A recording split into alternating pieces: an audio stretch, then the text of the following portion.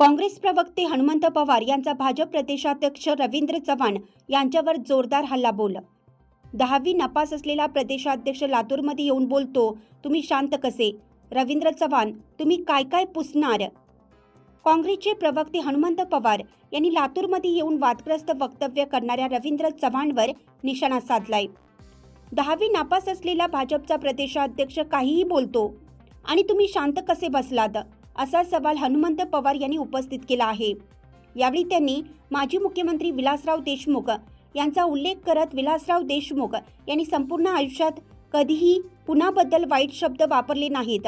रवींद्र चव्हाण, तुम्ही नेमकं काय पुसणार आहात, असा थेट सवाल करत काँग्रेसकडून भाजपवर जोरदार हल्लाबोल करण्यात आला आहे।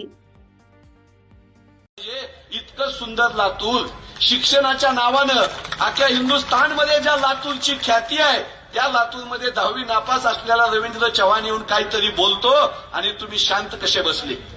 विलासराव देशमुख साहेबांनी उभ्या आयुष्यामध्ये संसदेमधली भाषणं ऐका, विधिमंडळामधली भाषणं ऐका, प्रसार माध्यमांमधल्या मुलाखती ऐका, प्रेस कॉन्फरन्स, राजकीय सभा ऐका, उभ्या आयुष्यात कोणाला सुद्धा तुमच्या माझ्या विलासराव देशमुख साहेबांनी एक शब्दही कुणाविषयी वाईट बोलले नाहीत। अरे विरोधक असावे तर गोपीनाथराव मुंडे साहेबांसारखे, विलासराव देशमुखांसारखे असावे।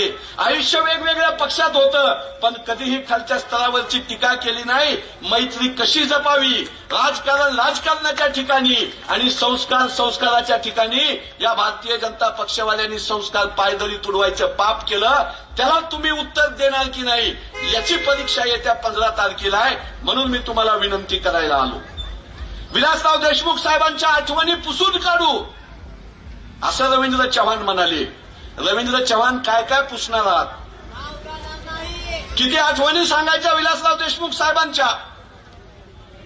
छत्रपती शिवाजी महाराजांची जयंती, विलासराव देशमुख साहेब मुख्यमंत्री व्हायच्या अगोदर 4 वेळा जयंती व्हायची। विलासराव देशमुख साहेब व्यथित झाले आणि म्हणाले की माझ्या राजाची एक जयंती झाली पाहिजे आणि जगभर गाजली पाहिजे।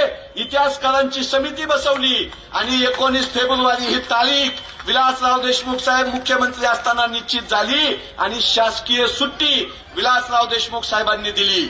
या महाराष्ट्रामध्ये, या भारत देशामध्ये इथून पुढे हजारो वर्ष शिवाजी महाराजांची जयंती 19 फेब्रुवारीला होणार आहे आणि विलासराव देशमुख साहेबांची आठवण आम्हाला असणार आहे। रवींद्र चव्हाण काय पुसणार आहात तुम्ही? अशाच नवनवीन ताज्या घडामोडी पाहण्यासाठी आजच आमच्या YouTube चॅनलला लाईक करा, शेअर करा, सबस्क्राईब करा आणि हो, बेल आयकॉन प्रेस करायला विसरू नका।